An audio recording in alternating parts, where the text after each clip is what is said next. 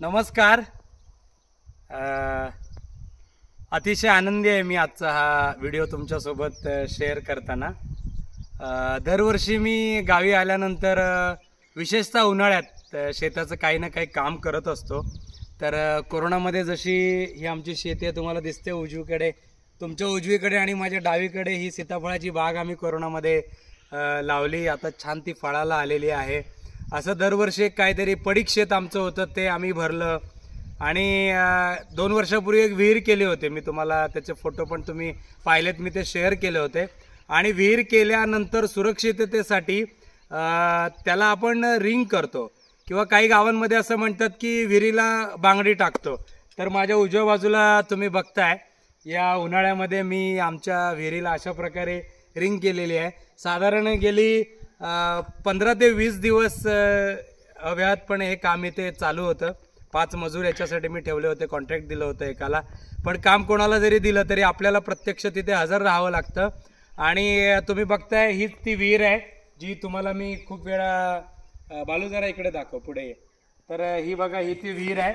आणि या विहिरीचा व्यास म्हणजे पूर्वीचा 32 फूट आहे वरती, आणि आता आम्ही 3 फूट अंतर सोडून याला रिंग केलेले आहे. म्हणजे आता या विहिरीचा व्यास झालेला आहे 35 फूट.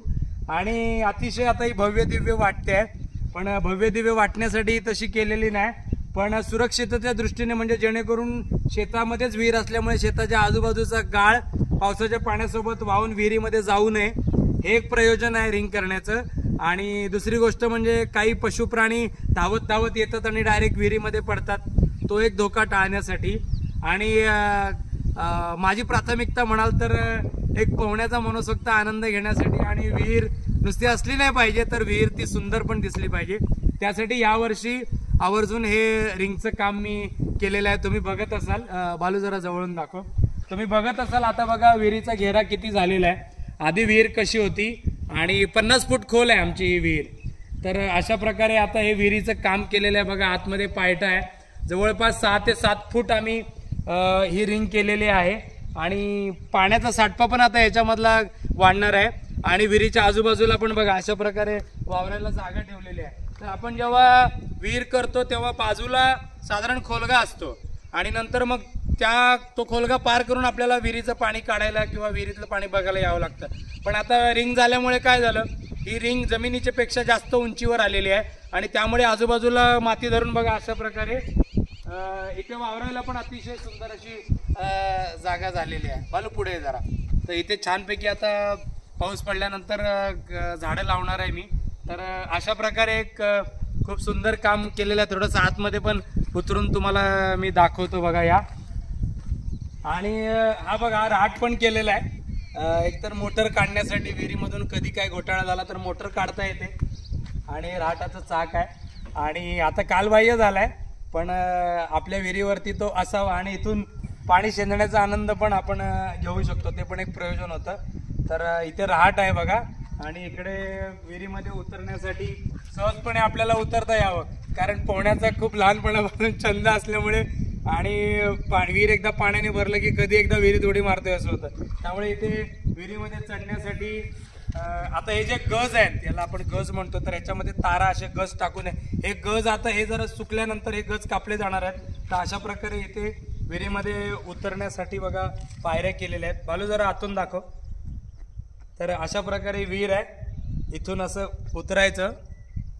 इथे कट्टा केलेला आहे, पाईपलाईन आहे, सगळे बोरचं पाणी आणि इतर सगळं पाणी याच्यातून येतं. तर अशा प्रकारे बघा, म्हणजे आधी एक भीती वाटायची विहिरीमध्ये की कुठे थांबायचं, काय कधी दगड घसरला काय घसरला. तर आता अशा प्रकारे ही रिंग केलेली आहे की अगदी सहजपणे आता विहिरीमध्ये वावरू शकतो, पोहताना इथून उड्या मारू शकतो. त्यामुळे आता तशी कोणतीही भीती नाही आहे.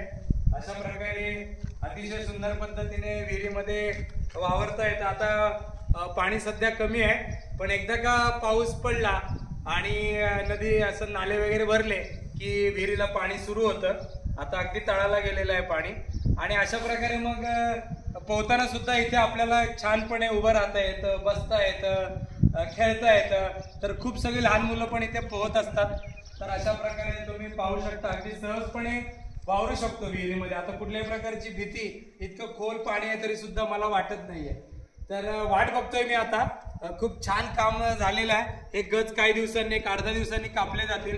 इथे एक स्टेप केलेली आहे आम्ही, धरण्यासाठी पण गज लावलेले आहेत. तर अशा प्रकारे या स्टेपने आपण वरती पण येऊ शकतो, इथून पुन्हा वरती यायचं. तर वाट बघतोय मी आता. खूप गावामध्ये असं काम करण्यासाठी खूप मेहनत घ्यावी लागते, खूप कष्ट घ्यावे लागतात. साधारण 10 ते 15 दिवस मी दिवस रात्र या कामामध्ये मग्न होतो. तर आता ही रिंग पूर्ण झालेली आहे आजच, आणि मला पण मुंबईला येण्याचे वेध लागलेले आहेत. पण वाट बघतोय मी. पाऊस सुरू झालाय थोडा थोडा. कधी एकदा पाऊस येतोय, ही विहीर गच्च भरते आहे, आणि विहीर गच्च भरल्यानंतर पुन्हा आधी आम्ही इथून उड्या मारायचो. आता अजून 7 फूट उंच झालेली आहे विहीर. त्यामुळे आता कधी एकदा विहीर भरते आहे, आणि या रिंगच्या बांगडीच्या काठावरून कधी एकदा या विहिरीमध्ये उडी मारतोय असं मला झालेलं आहे. पण थोडीशी वाट बघावी लागेल. पाण्याने गच्च भरल्यानंतर पुन्हा मी या रिंगचे फोटो, या विहिरीचे फोटो तुमच्यासोबत शेअर करेन, आणि तुम्हाला सगळ्यांना पण एकदा गावी घेऊन ही सगळी धमाल अनुभवायला द्यायची आहे. पण तुर्तास मी हा सगळा खूप आनंद घेतला, आणि एक खऱ्या अर्थाने स्वप्नपूर्ती म्हणता येईल. साधारणतः या कामासाठी 1.5 ते 2 लाख रुपये खर्च आला. पण एक नीटनेटकेपणा असला पाहिजे. शेतीमध्ये वावरताना कुठल्याही प्रकारचा धोका आपल्याला वाटणार नाही, आणि पाण्याचा साठा पण याच्यामध्ये वाढलाय. म्हणजे आधी जर 5 लाख लिटर पाणी यात बसत असेल, तर आता अजून 50,000 लिटर पाणी यामध्ये बसू शकतं. तर अशा प्रकारे वाट बघतोय मी पाऊस येण्याची, विहीर भरण्याची, आणि विहिरीमध्ये डुंबतानाचा आनंद घेण्याची. तर खूप आनंद होतोय मला हा व्हिडिओ शेअर करताना तुमच्यासोबत. Thank you very much.